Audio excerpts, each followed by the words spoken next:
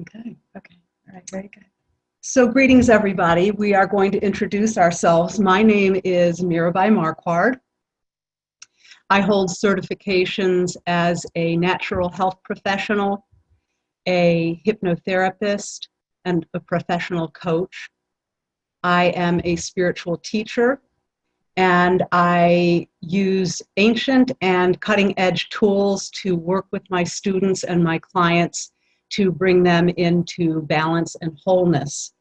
I have long had an interest in natural healing methods, plant-based and earth-based healing methods, and that's why I'm here tonight.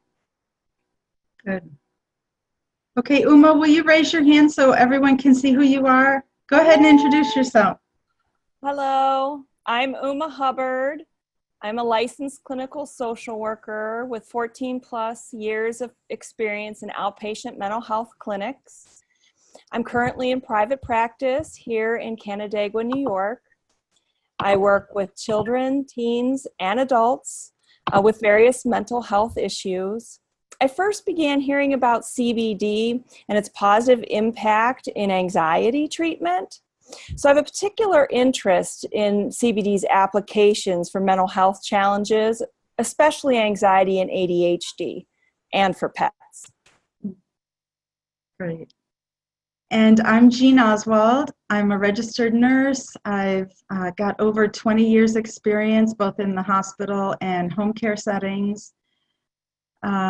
For the last 10 years, I've been coaching and offering health and wellness consultations here in my business called Compassionate Consulting in Rochester, New York. And I've been also very interested in natural healing for many years. And when I learned about CBD, I knew I had to get an education so that I could share with others. So, there's been a lot of interest in CBD in recent years especially. I just need to be able to give you a disclaimer because the FDA has not evaluated the things that we're going to tell you, and they haven't checked out CBD for its effectiveness.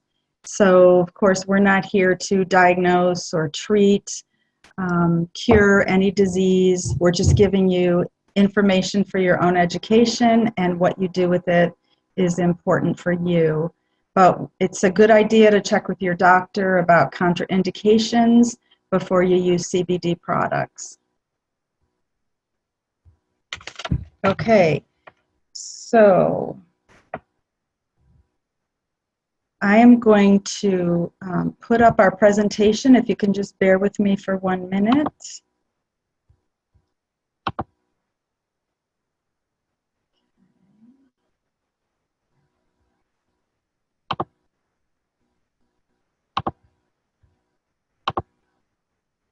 All right.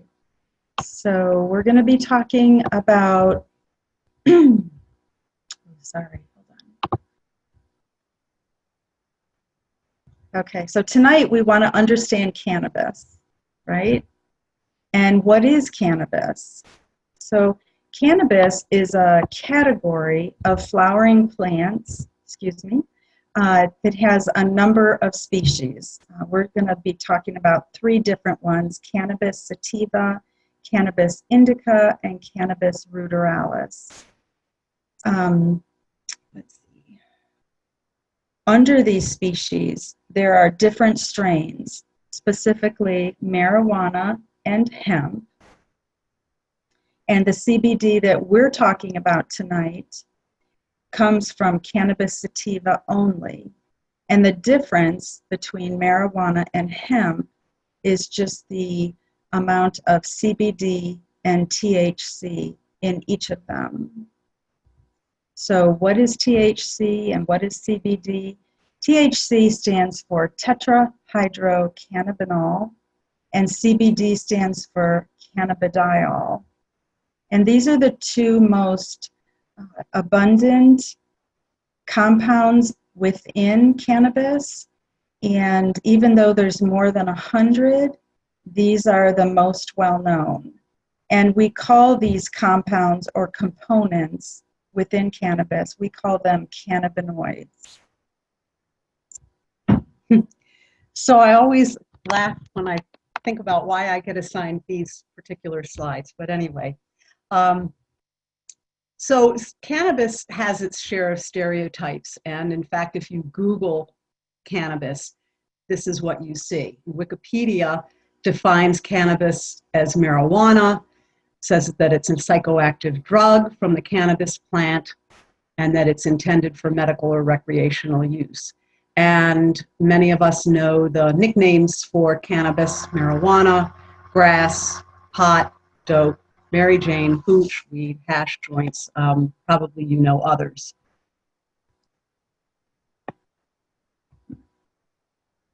But if you Google hemp, the definition is quite different.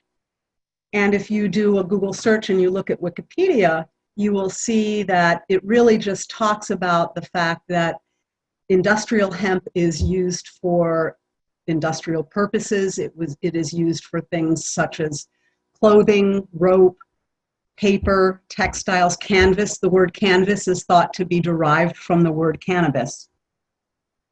So it's no wonder that there's confusion. Cannabis, pot, hemp. There's a lot of misinformation out there. So the cannabis plant that Wiki shows is right here. So we've got marijuana and we've got hemp. Now look, they're two completely different looking products. Marijuana on the left, as you can see, is a very small bushy plant. It's got very broad leaves. Hemp, on the other hand, is industrial hemp, can grow up to 20 feet tall. It's very high in seed content and in oil. It is not medicine. Many people use hemp for cooking. Many people use hemp seeds for protein in protein powders, and there is no CBD in industrial hemp. And as we will learn later, there's a lot of semantics involved in defining marijuana and hemp. So even though cannabis has been around and it's been used for centuries, it usually had some level of THC in it. That was until the story of a little girl in Colorado made national attention. And maybe you remember this, but her name was Charlotte Figi. She lived in Colorado, and she was born with a rare form of epilepsy known as Dravet's syndrome. Little Charlotte was having up to 300 seizures a week, and her parents were desperate for help. So they began looking around for natural things that might be helpful, since Western medicine wasn't able to help her with seizures. So they learned about cannabis and they believed it might be helpful for her, but they didn't want her to get high. So they began searching for cannabis that would be low in THC and high in CBD. And they did find a farm that could provide it. So they began using this, hoping it would be the medicine they wanted, and it actually worked for her. She went from having 300 seizures a week down to 10, and it didn't make her high because medicinal hemp is not marijuana. And so it was a win-win situation. And as you can imagine, this news spread like wildfire, and many people wanted to move to Colorado with the same kind of hope that CBD would be helpful to them. So it can be confusing because, Mirabai just showed you the picture of the industrial hemp plant, which grows to 25 feet tall.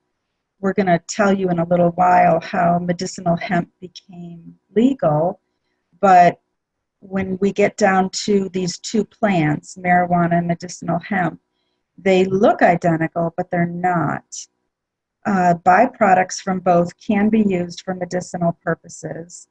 And we'll continue and tell you more about this.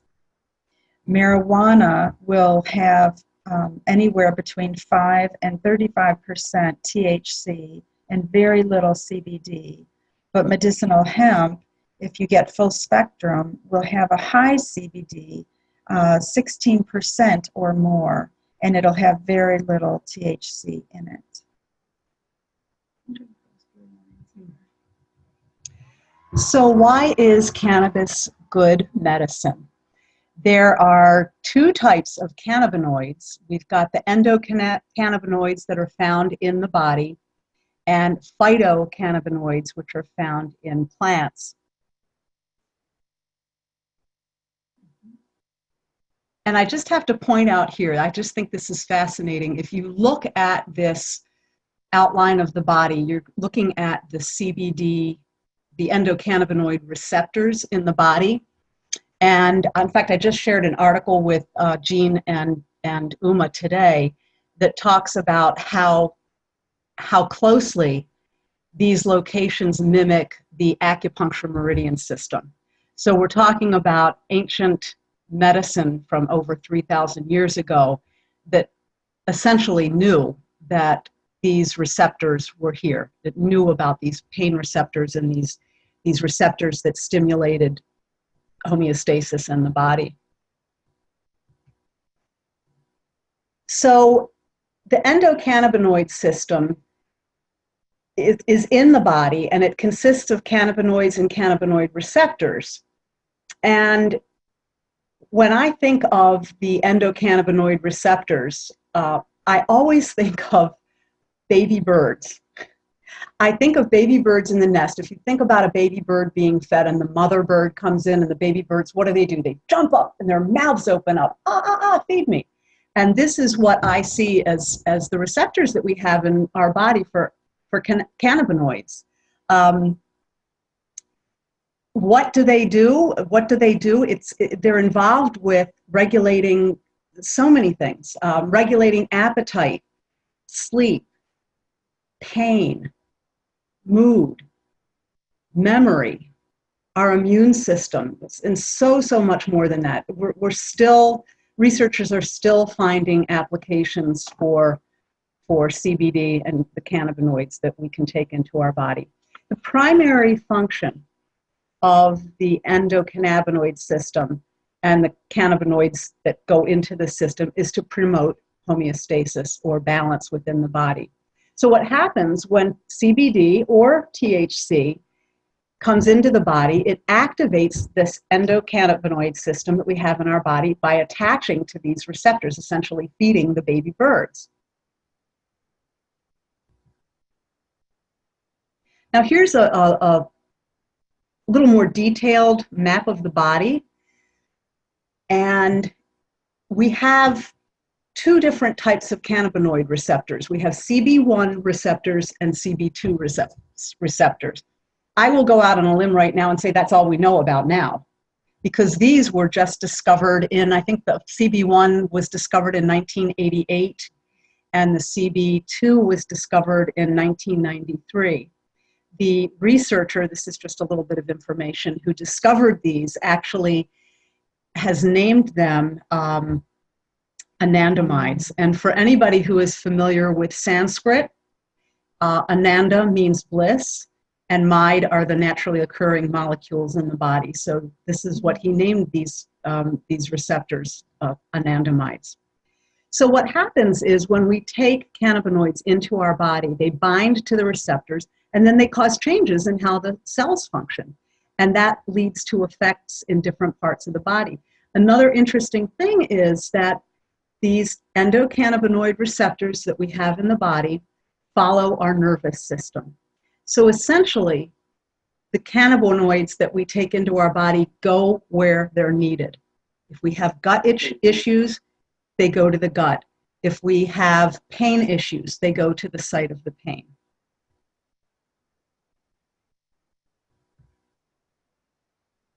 Now, the CB1 receptors are found primarily in the brain. These were the first ones discovered. They are responsible for the high that people feel when they smoke marijuana. And the CB2 receptors are found mostly in other parts of the body, and they are responsible for a wide range of functions, and we will be talking about that in just a few minutes. So you will see there's receptors, CB receptors in the lungs, the vascular system, liver, colon, immune system. It's huge for the immune system. The bones. So I'm going to tell my bone story. I don't know if my husband's on the call or not, but so I'm going to tell a story about my husband, who had a very severe motorcycle accident back in his 20s. And he literally detached his foot from his leg, and it was attached only by the Achilles tendon. I didn't know him then. And they managed to attach it, and the doctor told him, you'll be in a cast for a year, and you will be out of work for 18 months. Now, my husband was a walking letter carrier at the time. Well, he also happened to be a pothead, and he didn't have anything better to do during this recuperation than smoke pot, and he smoked a lot of pot. And after about 5 or 6 months, they had to take the cast off for some reason, and the doctor said, well, we might as well check the bone while we're at it. And the doctor was astounded. He said, I don't know how this happened, but your bone is healed. And the cast came off. He was back to work within a couple months of that, I think within 6 months of the accident. And the doctor he couldn't believe it. Well, when we started doing our research about CBD, we all put the dots together and realized it was the CBD and probably some of the THC in the marijuana that helped heal his bone so quickly. I mean, it was a miraculous heal. So that's my bone story. So when do you need THC and when do you want CBD? Good question. So THC products can be helpful in a number of ways. As a hospice nurse, we've had hospice patients using medicinal marijuana, but it's not legal in all states. You do need a doctor's referral. Your name is put into a state registry when you're on medicinal THC. You often have a waiting period to get it. You have to go to a dispensary to pick it up. It will cause a high, and this usually matters to people who are employed and have to go through drug testing because they will fail a drug test. On the other hand, if you can use a full spectrum CBD oil, it's often all you need. And there's no doctor's visit. You don't have to go to a dispensary or have to wait to get it. You can get it right away when you shop for a good quality CBD oil. And then again, you would pass a drug test because it has almost no THC in it. So we're going to ask Uma to talk about some of the ways that CBD is used. But yesterday she told us a great story about her own migraines. So Uma, would you start with your story? Sure. Hi, everybody. Can you hear me? Okay, great. So I shared with Mirabai and Jean yesterday that I've had really severe migraines for the past 18 years. And over the years, the treatment for that has changed from over-the-counter stuff to a PRN prescription, and then PRN prescription with over-the-counter stuff. And as many of you may know, when you're treating pain, things work for a while, but they may not keep working. And what's happened is I was using more of the PRN than my neurologist was happy with, and she wanted to start me on a daily medication, which I didn't want to do. So I started CBD the beginning of June. Now, I was having up to 12 migraines a month. And when I started CBD, I started low and slow, which we'll talk about. And what I've noticed is over the past 2 months, I've had 2 migraines that I needed to take medication for. I did start to get one Saturday night, and I took 2 drops of my CBD oil, and it went away. Now, I've never had that happen with anything else. And even with the medication that I take, there are side effects. I get tired, I get a little bit of fatigue. With CBD, I don't experience any of that. It's really amazing because nothing else really helped migraines other than the prescription medication, and that only helped for a while. So it's really wonderful. So anyone else out there who's a migraine sufferer, you might want to try this stuff. Awesome. That's great. Okay, so why don't you tell us how CBD is used? Right. CBD can be used for, it's a powerful anti-inflammatory and analgesic or pain reliever. It's wonderful for stress and anxiety, helps many people with sleep, with bone growth, as Mirabai shared in her story with her husband. It's a powerful antibacterial agent, very potent for muscle spasm and seizure. For inflammatory diseases, which could be autoimmune diseases, for Parkinson's, Crohn's, post-traumatic stress disorder. There's a lot of research now on post-traumatic stress disorder and the use of CBD. Epilepsy, as in Charlotte Fiji's story that we heard earlier, heart disease, autism and ADHD, and diabetes. I'm just going to talk with you briefly about CBD and mental health. In my clinical practice, the most common ailment or complaint that I see is anxiety and stress. I first became aware of CBD due to its positive impact helping those with anxiety and traumatic memory. And there's been more and more research conducted on the use of CBD in anti-anxiety applications.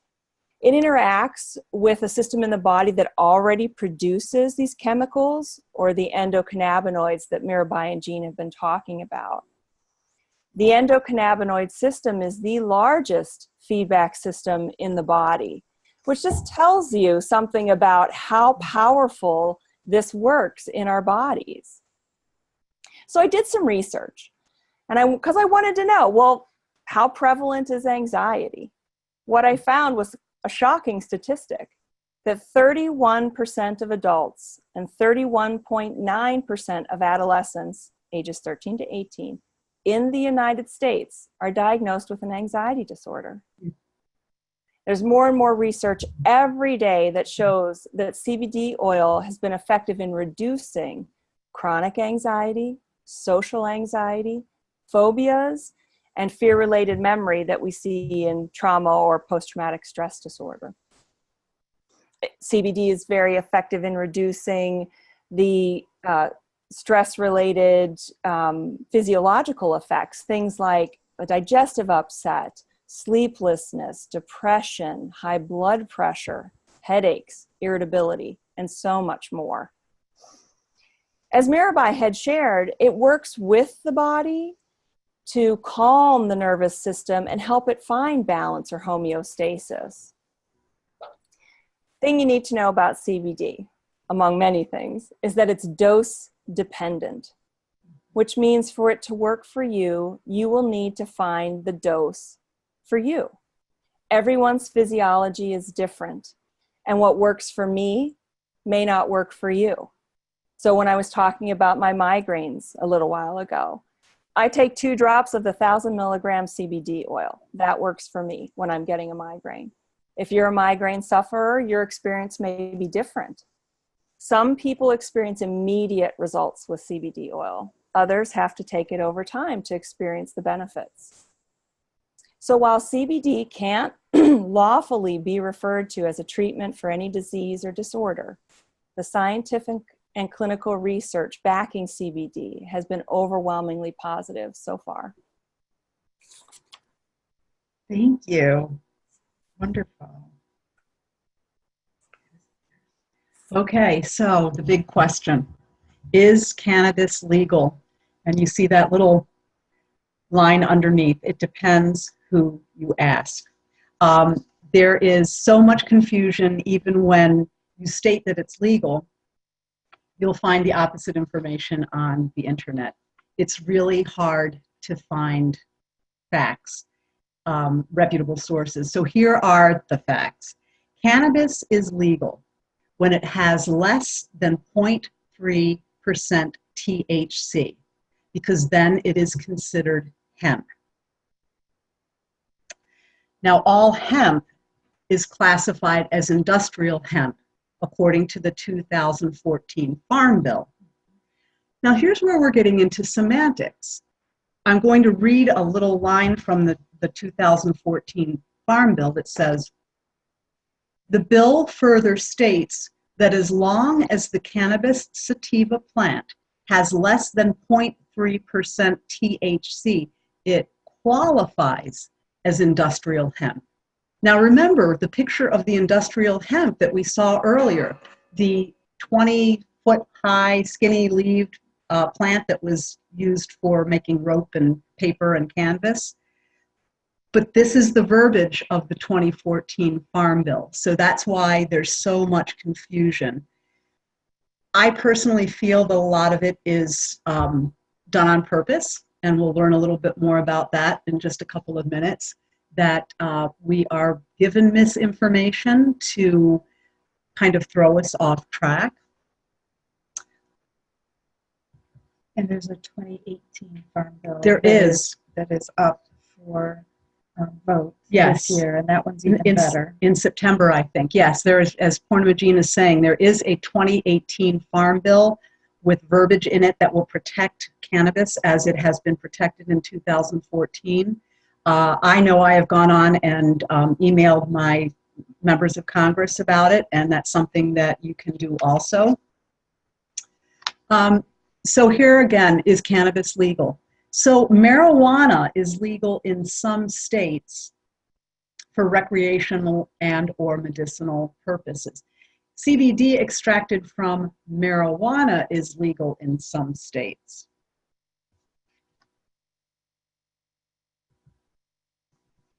Oh, so this is interesting. So in 2003, the federal government took out a patent on the medicinal properties of CBD. Happened very quietly, and it was not broadcast. If you watch the Sacred Plant video series on YouTube, and I highly recommend that you do, you'll hear the story of Patricia Crone, who went to the National Institute of Health in Washington, D.C. to learn why the government took out a patent. And what she discovered is the story of a Dr. Julius Axelrod, who did a lot of research in the 20th century on neurotransmitters. In fact, he did win a Nobel Prize. When he learned about cannabis, so neurotransmitters are just cells that talk to each other, and that was his primary research. But when he learned about cannabis, he began studying how cannabis impacted neurotransmitters. So what he learned is shown in this abstract here, and I'll just read the highlights. He found that cannabinoids are antioxidants and that they can be used in the treatment of a wide variety of diseases, including age-related disease, inflammatory and autoimmune disease. He even went further to say that cannabinoids are neuroprotective, meaning this will have positive results with diseases of the brain and the nervous system.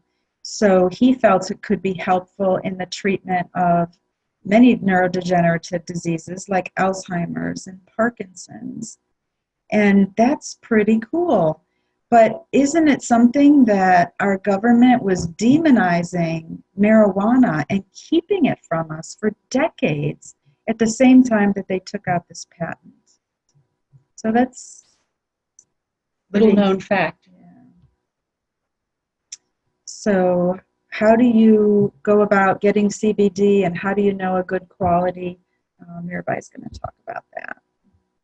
So we're going to talk a little bit about full spectrum, whole plant extraction, organically grown, domestically grown, third-party tested, and company transparency. And I'm going to go into each one of those just a little bit.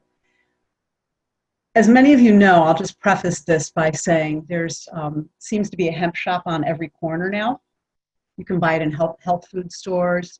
And there's a lot of disparity in the quality of CBD oil that's out there. So first and foremost, you want to get a full spectrum CBD oil. And that means that it includes all of the 100 plus cannabinoids, the terpenes, the flavonoids, and all the other molecules that are in the hemp plant. In other words, the medicinal impact of the whole plant surpasses the sum of its individual components. That's what's called the entourage effect. So you're getting the everything from the plant. It's really a holistic, synergistic approach. And a CBD oil can be full spectrum and is full spectrum even without the THC. Now, CBD isolate is the opposite of full spectrum. And this means that the CBD is isolated from the oil and no other cannabinoids are present. It looks like a fine white powder. It can be identified because sellers will advertise a 99% purity level and a high potency. Now, this is true, but many experts believe that the CBD alone does not provide the benefits of a full spectrum oil.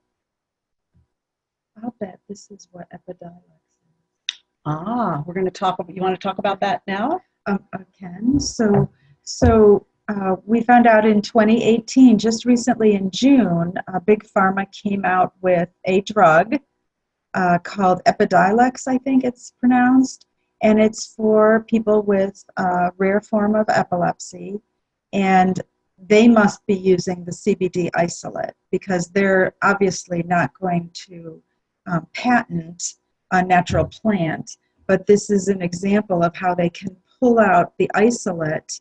It's going to look like powder, and they just add whatever chemicals, to make it a synthetic drug. Mm-hmm.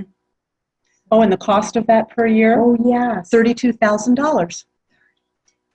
$32,000. So imagine that copay for anybody that wants to try Epidiolex.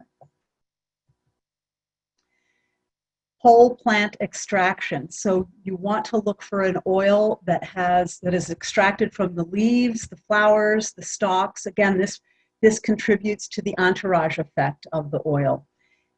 Foreign hemp oil is extracted from the stalk only, and I believe that this is illegal. This is a legal requirement for foreign hemp oil to be brought into the United States. No cannabinoids can be extracted from hemp seeds.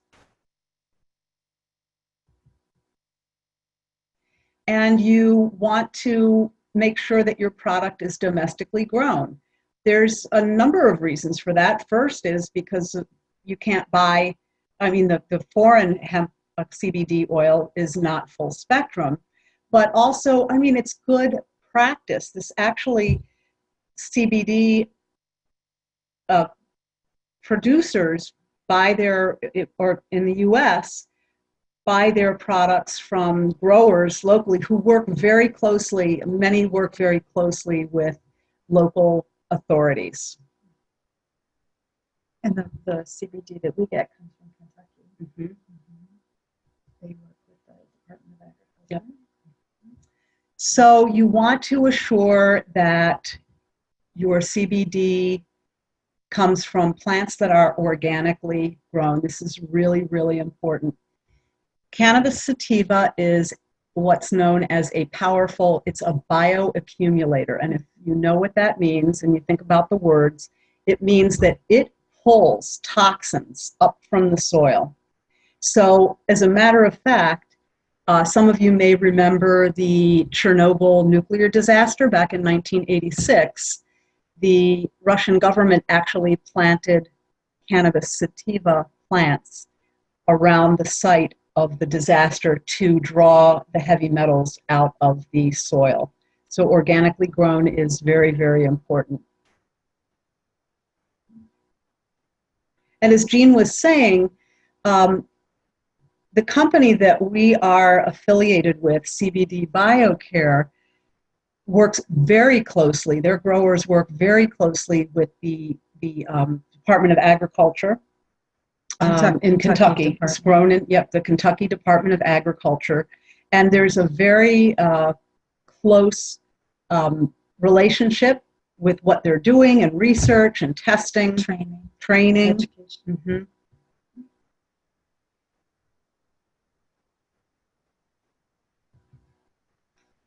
And then it's important that that CBD oil is third-party tested. And Mirabai and I purchase our CBD oil from this same company who has it third-party tested more than once. So it's tested outside of where they actually package it up for us. It's tested to make sure it's less than 0.3% THC, and then it's tested for purity. And the new labels that are coming very soon will have a QR code. Is that what it's called? QC. I think it's a QR code. I think a lot of people are familiar with it.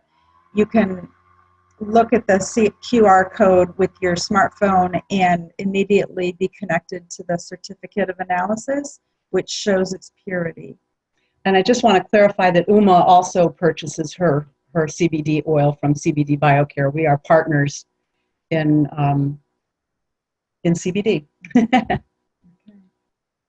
So that's our presentation, and we're going to open it up for questions. So if you would like to raise your hand, just hover your cursor down at that bottom toolbar where it says participants, and we will be able to see that you've raised your hand.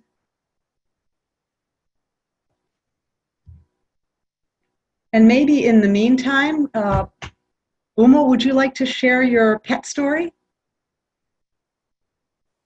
I sure would. Hello, everybody again. So I have a 15-year-old corgi, and she, over the years, has, just age-related stuff. And over the past year, she has lost the use of her rear legs. So she kind of drags herself around. And she started CBD in early June when I did. And I went very slow with her because of her age, and she's pretty sensitive. And what I have seen is, number one, is just overall more energy, more alertness. And what I feel is the real miracle is that she's begun using her rear right leg again. The left leg's coming along, but what we notice is really more strength and more use of her rear right leg. So I believe that continuing it with her, that she will regain a lot more use of her back legs. That's so amazing. That's so amazing. Jane, did you have your hand up? I see Candy has her hand up. So Jane, you have to unmute yourself. And anybody else, if you go down to participants and you click on it, a bar will open on the right side, and you can raise your hand by clicking on raise hand. Go ahead, Jane. Yeah, thank you. Wonderful presentation. I'm curious, I've been dealing with inflammation due to Lyme, and have you had any experience with that, or is there any statistics about that? Yeah, so I'll tell you. Repeat the question? Oh, okay. So the question is, she's dealing with inflammation relating to Lyme disease, and she wondered if we'd had experience or statistics known about that. So I will tell you that I'm actually ruling out Lyme in my own life, and I paused from taking CBD. I initially took it in a small amount in one of the stronger potencies, just because that's what came in the starter kit, and they may start to provide a starter kit with a lower potency. I have asked about that, but that stronger potency, even just doing like 2 drops in the morning, 2 at night, and then increasing to 4, and the pain was still there for me. I had an exacerbation, and I think it's important for people to know that if you don't start slow with a lower potency, CBD can stimulate your condition. And so we would like, the 3 of us, to stay in touch with anybody that starts CBD, because we feel that, even in the reading that we're doing, it's important to experiment in a responsible way, but also in a way that's supported, because there isn't really enough material out there. We as affiliates belong to a group, and I can ask a question, who has Lyme out there? What are you doing? How much are you taking? And they're telling me their success stories. So for each of us, in a way, this is experimentation. It's like, I want to show you this book that we're all reading. It's called CBD, and these are the authors' names. I hope that's close enough for you to read. It's Lenau and Birnbaum are the last names, and it's on Amazon. It's called CBD, A Patient's Guide to Medicinal Cannabis, Healing Without the High. And there are instructions in here that, like if you called us on the phone and just said, what does the book say for Lyme, I could certainly talk to you about it. I'm trying to detox from heavy metals. And so for me right now, the smart thing is to do one thing at a time, use a product, and make sure I know that's what's impacting me, rather than having 3 things going on and throwing CBD into it. I don't want to create a fire. But the short question is, let's have a conversation about it, Jane. There is definitely compounds within cannabis, as Mirabai mentioned, the terpenes, the flavonoids. There's myrcene, which is good for pain, pinene. So we know that this is first and foremost anti-inflammatory and anti-inflammatory and antioxidant. So I can coach you, individually and have a conversation about that. Does that sound okay? Makes sense? Yeah, thank you. All right. Okay, I think I saw Claire had a question, so go ahead, Claire. Nice to see you. Unmute yourself, Claire. Okay, I'm unmuted. Can you hear me? Good. We hear you. Hello. Hi.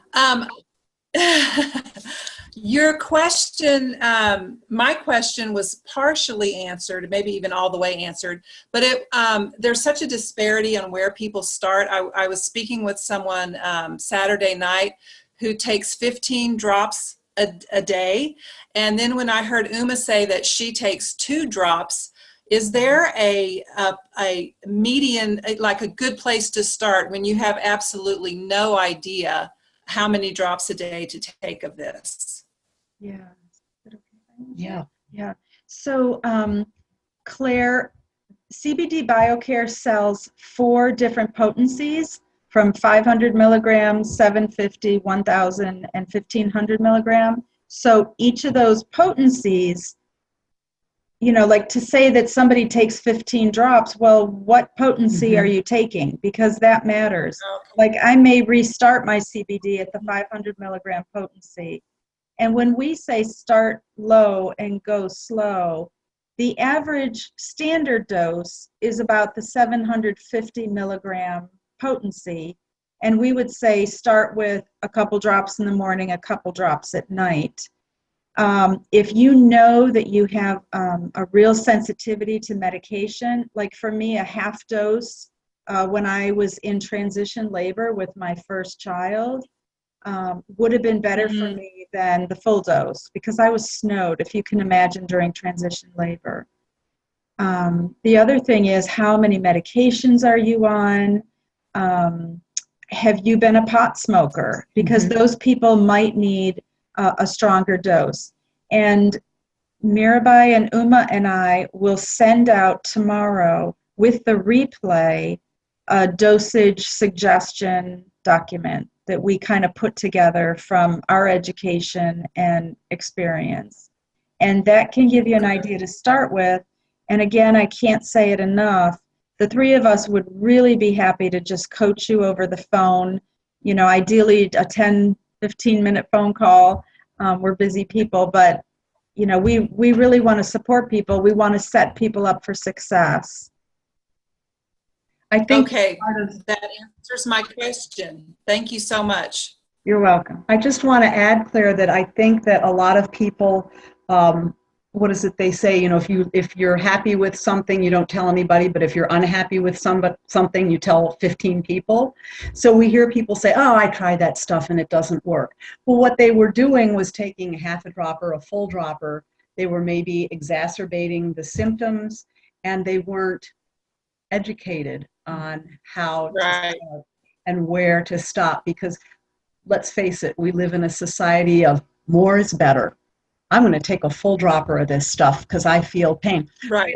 I have a friend who started it about a month ago, and she literally had reduced pain 5 minutes after she took her first drop. She has a very, very severe autoimmune disease. She came in the other day, and I said, "Well, how are you doing?" And she said, "Well, I'm doing all right." And we were talking, and it came out that she wasn't taking it consistently. So she didn't understand. So this is not something that you take just for, "Oh, I've got a headache, I'll take a couple drops." This needs to be an ongoing process. And again, as Jean said, low and slow, find your sweet spot and stay there. And I've been playing with my own dosing for 2 months now. I got up to 5 drops twice a day, and I got real sleepy in the middle of the afternoon, and I said, "Okay, I'm taking too much. I'll back off." And it is just so personal. I want to say a couple of tidbits when I think of them here. For people who notice that when they start taking CBD, they wake up in the middle of the night and they can't go back to sleep, it's important, if you're taking a second dose a day, like, 2 times a day, that second dose should not be right before sleep, because it might keep you up in the middle of the night, even though you sleep better. I have a client with Parkinson's who is gradually increasing her dosage, and I think she started at the 750 milligram. If you get to, say, taking a half dropper close to a full dropper, and your pain is still not managed or your symptoms are still not managed, you might need to increase to a stronger potency with fewer drops. It's really individual, and it really matters what your chemistry is, what your system is like. If you're on a high inflammatory diet, you need more CBD to bring it into balance. There's a lot of factors. So we're going to move on to Lisa. Your turn. Hi, unmute yourself. Did I get it? Yep. Okay. How you doing? Good. My question is on what do you think about topical? Oh, yeah, but do you want to address topical? Oh, topical. Yeah, topical is great. I use it myself. It's great for spot pain. It's great. I just had a shoulder muscle, bad pulled shoulder muscle, and I've been using the topical for that. But of course, the CBD oil gives you a whole system effect. Yeah, that I was thinking that, but I was just wondering if you thought that it was really diluting it to use it topically, if it really isn't as effective. Oh, I've had great experience with it. It depends on what people are using it for, Lisa. Like, I have 2 clients using it for arthritic, like hand and wrist issues, and it's very effective. If somebody has back pain, I really consider that more systemic, and they should probably try the tincture, the drops. Yeah. Okay. Does that company you work with have both? Yes. Mm-hmm. And the other thing is, are there any contraindications with other stuff at all? So the one contraindication is more a check with your doctor issue. And I have to back up and just make sure everybody remembers that Mirabai was quoting, these receptors were only discovered, basically around 1990. So there was a study done in 2014. This is just 4 years ago. Only 13% of U.S. medical schools are teaching that we have an endocannabinoid system in our body.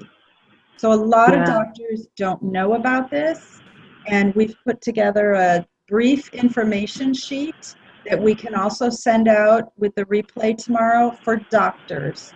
It doesn't mean that the doctor's going to say, oh, this is great stuff, but if you all want to write down Greenbridge Medicine, there is a Dr. Alan Frankel in Santa Monica, California, who's been working, treating people with cannabis for a couple of decades.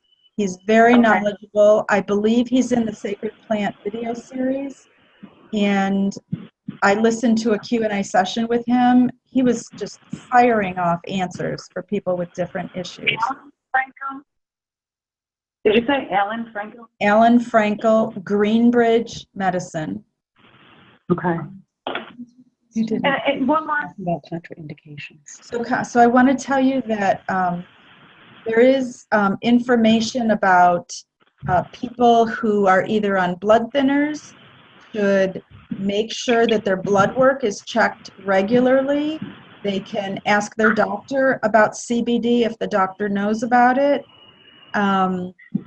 Because I'm a nurse and I know what kind of blood work people are checking with blood thinners, I will tell you that very often what happens is that people need less of the blood thinner because CBD is giving them the balance that they need in their body. So that's with the full disclaimer that I said earlier. I'm not a doctor, but just as a nurse, I know that. And then the other thing I wanted to tell you is that people who are on medications that are warned against taking meds along with grapefruit juice, they should also be cautious about using CBD. Okay. And one last. As far as, is it typically meant for long-term? Is it something to do for several months to get you back in balance and then go off and is long-term? I know it's new that we're researching it, but any reports on long-term negative? Yes, I would say. Uma, did you want to answer that? Should be long-term and regular, use. Yeah, not necessarily. I'm just really glad Lisa asked that question because that's a great question. Yeah. So my answer for that, Lisa, is that as somebody who really believes in natural medicine, I absolutely believe in the effectiveness of CBD if we're using it right and we have a good quality CBD. I would say that people who, so Mirabai mentioned a sweet spot, and what she's referring to is as you're gradually increasing your CBD or staying where you are with however many few drops, the way to know that it's working for you is when the symptoms seem to subside, and you should stay there at that dose. And if it were me, I would be staying there for at least 2, maybe 3 months, and then try to come back. And then I believe people can wean off some of it. CBD is still new, and I think that symptoms could reappear down the road based on stress in your life, based on your diet, your exercise, things like that. Depending on what could reappear. Yeah, and then if it were me, I'd want to restart. But as Mirabai said earlier, you don't want to just use this once in a while the way you would take Tylenol. Right. When you have some kind of condition, you want to really get a good, what would you call that? I don't want to say a good amount in your system, but remember, you have this system in your body that is hungering for CBD because God made us with this in our bodies. I used the analogy the other day. I'm glad you guys if you were mentioned dehydrated, you would drink water. Now, when you become hydrated, do you stop drinking water? No. Right. Continue drinking water. I will tell you, Lisa, that I take CBD every day, and I have no major complaints, no major pains, no major issues. I take it basically for maintenance. I take it for the neuroprotective aspects. And I just feel that it's something that's good for my body. Will I take it forever? I don't know. At this point, I anticipate doing that. But I will monitor myself. And this is, we've talked, Uma and Jean and I have talked about the fact that people need to be very body conscious when they're using this product. They need to say, what's changing? What's happening? Because what we Yeah, you got to pay attention. right? We see peripheral benefits to this. Somebody comes and says, I have so much anxiety. I think this will help me. And then they come back 2 weeks, a month later, and they say, you know, what else I noticed? I noticed that I'm sleeping better, or I noticed that my stomach isn't upset. So we really encourage people to look for all of the benefits that can come in from this. Yeah. Boy, I wish I would have known about it when I had my nerve injury. My whole nervous system is being in overdrive. It would have been great. I just didn't know. Yeah, it would have been great. Yeah, I've been wanting to look into it for so long, and I was glad this came up because I had so many other things going on, and this was just a great, easy way to get on and learn. Thank you. That's great. I would like to ask Uma to share the little piece that she shared with us the other day. We were talking about how doctors are not educated about CBD, and I think it was your a massage therapist that you know who said that she actually studied it.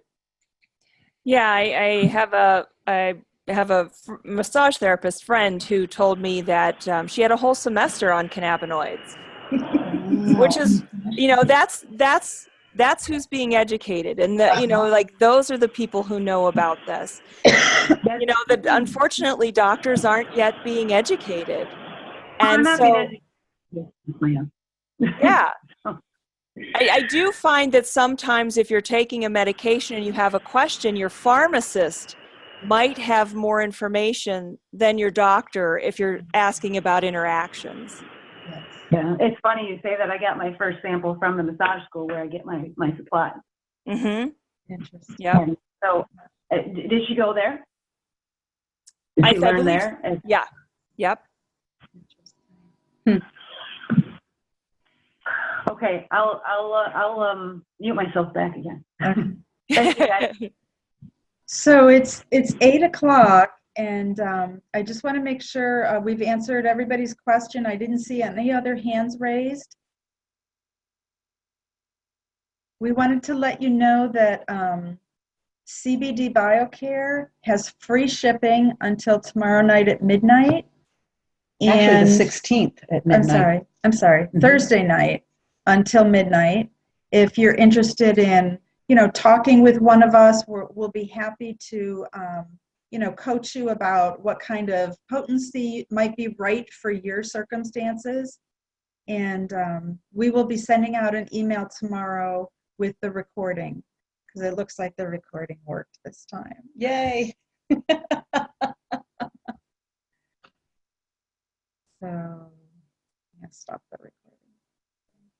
So we'll say good night, and thanks everybody for being here. Thank you. Thank you.